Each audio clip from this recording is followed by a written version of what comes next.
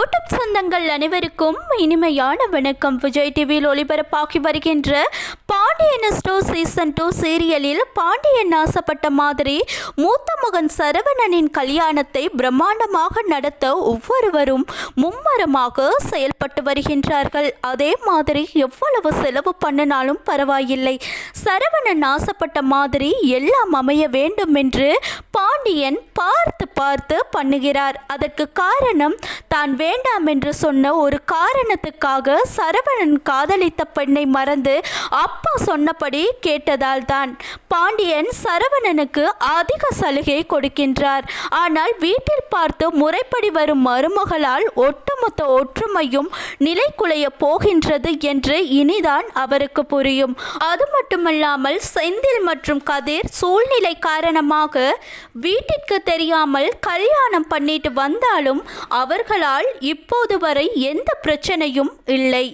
ஆனாலும் குடும்பத்தில் ஒற்றுமையாக இருந்து குடும்பத்தில் ஒருவராக மீனா மற்றும் ராஜி ஒத்துப்போய் வருகின்றார்கள். முக்கியமாக ராஜி சந்தர்ப்ப சூழ்நிலையால் கதிரை கல்யாணம் பண்ணினார். அதே மாதிரி கதிருக்கும் ராஜியை கண்டால் சுத்தமாக பிடிக்கவே பிடிக்காது. அப்படிப்பட்ட இருவருக்கும் தற்போது கொஞ்சம் கொஞ்சமாக மனசை மாற்றிக்கொண்டு வருகின்றார்கள்.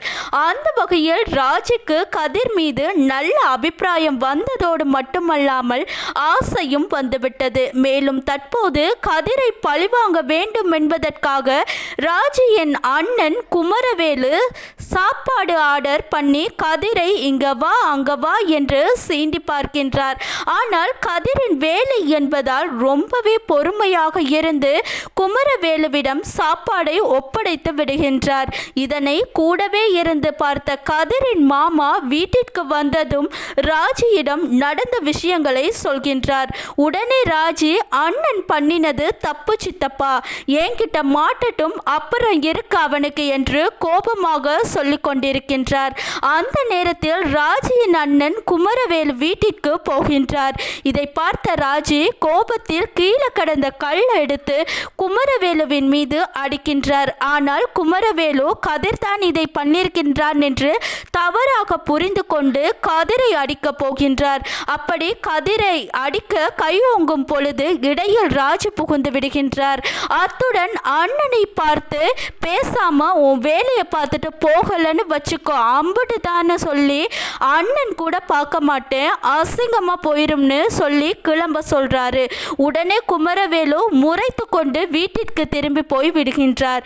இதையெல்லாம் பார்த்த கதிர் ராஜியிடம் ஆளாக்கு சைஸில் இருந்து கொண்டு எகிரி எகிரி சண்டை போடுற என்று சொல்கின்றார். உடனே ராஜி, கடுகு சிறிதானாலும் காரம் குறையாது என்று சொல்கின்றார். இதை கேட்ட கதிர் சந்தோஷத்துல சிரிச்சுக்கிட்டு ராஜியை பார்த்து வெக்கப்படுறாரு. கதிருக்கு ஏதாவது ஒரு பிரச்சனை என்றால் ராஜி ஆவேசமாக களமிறங்கி சப்போர்ட் செய்வதை பார்க்கும் போது கண்கொள்ளா காட்சியாக இருக்கின்றது. தெரிந்தோ தெரியாமலோ இவர்கள் நெருக்கமாக ஆவதற்கு முக்கிய காரணம் ராஜியின் அண்ணன் குமரவேலுதான்.